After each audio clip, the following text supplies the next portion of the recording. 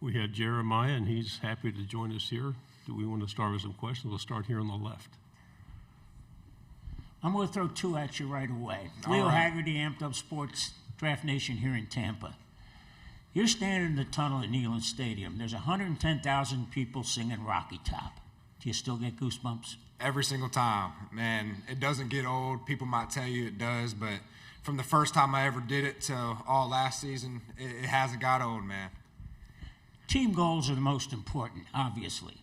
What individual goals have you set for yourself so that the team gets better? Yeah, I mean, obviously to become the best linebacker that I can be, and whatever that means.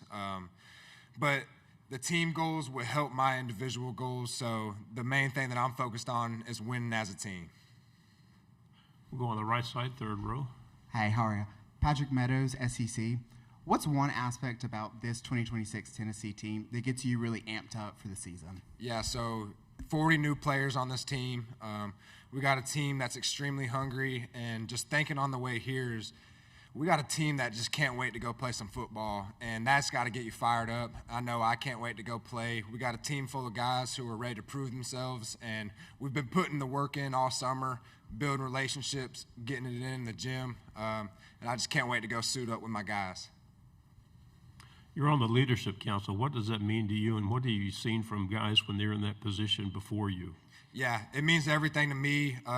Another reason I play football is to influence others, and the fact that my teammates see me in a role that way means the world. And what was your second question again? Hey, the guys that were in that position before you, you probably saw what they did. What did they do, and what did that impact you with? Yeah, somebody that comes to my mind is Dylan Sampson. He was there my freshman year, and he really was a vocal leader and not just a leader through actions. And I looked up to him big time, and he helped me a lot through my leadership journey. Well, Haggerty again. When you talk about culture, unless you're talking to someone who's played the game, it's really hard to express what that is. What is culture at Tennessee? Yeah, well, it starts with your everyday habits. How you do anything is how you do everything. So the body language you show up with in the morning, the intensity you use to attack a run or a lift, and then also it's all about relationships, man. That's what builds culture. You have to have shared experiences off the field as well as on the field, and that's something that we've been building every single day. Right side, third row. What's one thing that you want to tell? What's one thing that you would like to tell the volunteer faithful looking ahead to the 2026 season? Yeah, that this team is going to give it their all. We've been putting in the pain and the suffering this whole entire summer, and we got a lot of guys, like I mentioned earlier, that are just hungry and ready to go play some football, and we slap it every day. I will give my all to Tennessee today, and I can promise you you're going to get that from the whole entire team. Go back here on the left side. I know I played back. It wasn't during the leather helmets days, but when you hit somebody and you really lay a lick on them, is it still that wow feeling for you? Yeah, that's why you play football, and that's why you play linebacker, man, is to make big plays and big-time moments. And there's nothing better than getting your same foot, same shoulder in the ground and giving it to somebody. So, go on the left side in the back. Hey, Jeremiah, Kyle Wood, Athlon Sports. Tennessee has some experience against Big Ten teams the last 3 years. What do you sort of make of the comparison and maybe even rivalry between the SEC and the Big Ten, especially given the Big Ten's recent success? Yeah, I think it's the Power Four, they call it now. It used to be the Power Five, but, man, any team in the Power Four is an extremely well-talented team, and they have great rosters. The Big Ten, like you mentioned, I've started to learn more from playing them and also getting some transfers that came in. They're a hard-nosed football team, and they have great rosters, so. Go back on the right side. What's one part of your game that you've improved on this offseason or you're looking to continue to improve in this upcoming season? Yeah, I love the quote, you can always become a better tackler.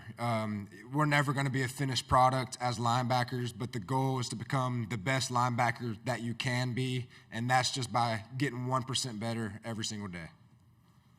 What's your coach like on a daily basis? Can you say that again? What is your coach like on a daily basis?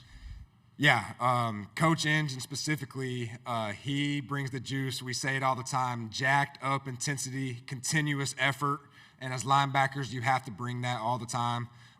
He's also great with us building relationships. He makes us get up in front of the room and tell each other about some experiences in our life, and that ultimately lets you know your brother a little bit more. Left side. Are you a downhill guy or a coverage guy? I love downhill, but we got to get in coverage too, man. Right side. Who's a player that you would say that you've modeled your own personal game after?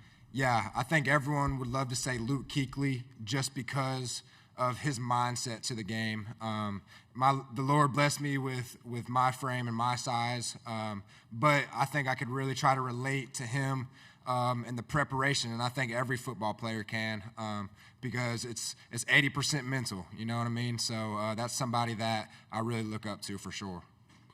Left side. I'm going to follow up on that one. The Buccaneers players would swear that Kuechly would call out over 50% of the plays before the snap. How important is the cerebral part of being that linebacker, putting in the time, studying the film? Yeah, it's extremely important. When it's game day, you're not sitting back there thinking. You're letting instincts take over, and that happens from the work that you put in the weeks before that. And it's a great feeling when it all comes together. It makes every ounce of watching that film worth it. Back on the right side. Do you have any rituals or superstitions that you go through when you're getting ready to run out of that tunnel and take on a team? Yeah, no specific rituals or superstitions. I always just have my same stretching routine, and most of the time I listen to the same music. Usually my mom and my dad text me, and I like to see what they have to say, and then I usually read a Bible verse. So, 12 regular season games, possibly in a championship game, bowl game, playoff, whatever. What's it like playing 13, 14, and maybe 15 games on your body? Yeah, I mean, that's why you put in all this work on the off season. We got into football. We know what we signed up for. It's the toughest sport to play in America, and that's why we play it. But that's why you have to sacrifice a lot of things in the off season to get your body able to go the whole entire way. Go on the back. Travis Tyndall, ESPN Austin. Jeremiah, tell me about your mindset coming into your senior year. Yeah, my biggest thing was no regrets, whether that's what I eat, how I sleep, the sacrifices I make in film study, just no regrets. Hanging out with the boys after practice and things of that nature, because there's a high likely chance that I'll never be able to get to experience this again. So just give it all I got and have fun while I'm doing it. Right side. Volunteers have a really fun season ahead of them. Is there a specific game that you've marked on your calendar that you look most forward to playing? Yeah, I'm just ready to strap up the helmet for day one of fall camp. We guaranteed 12 games in the regular season, and every single one of them counts just as much as the other. And while only playing 12 games, you got to treat every single one like it's the biggest game of the year. So I'm ready for fall camp and to be Tennessee versus Tennessee so far. I'm sure Peyton Manning is around your quarterbacks quite a bit and coaches them with things that he knows. That probably makes them better players. Has that impacted you and made you a better player facing those guys? Yeah, it definitely has. And Coach Heupel and his offense, wide splits and things of that nature has been so great for me, adding on the tempo and thinking how to learn fast while you're out there. It's been huge, and Tennessee does a great job of bringing alumni back. Like you said, Peyton Manning, Al Wilson has been in the building the past couple of weeks. But, yeah, it's been definitely a helping hand. Final question, left side. Ever since Coach Heupel's been at Tennessee, the Volunteers have run plays faster than any other team in the country. What's it like going up against that uber-fast offense every day at practice? Yeah, I'll tell you what, freshman year, it was something that I've never seen before. You're just trying to figure out the defense, and then the offense is right back on the ball, and you're not even ready. But growing into that year 4, it has been such a huge blessing to be able to go against that. It makes you quick on your feet and teaches you how to think fast, and when you see that in a game, you're prepared for it.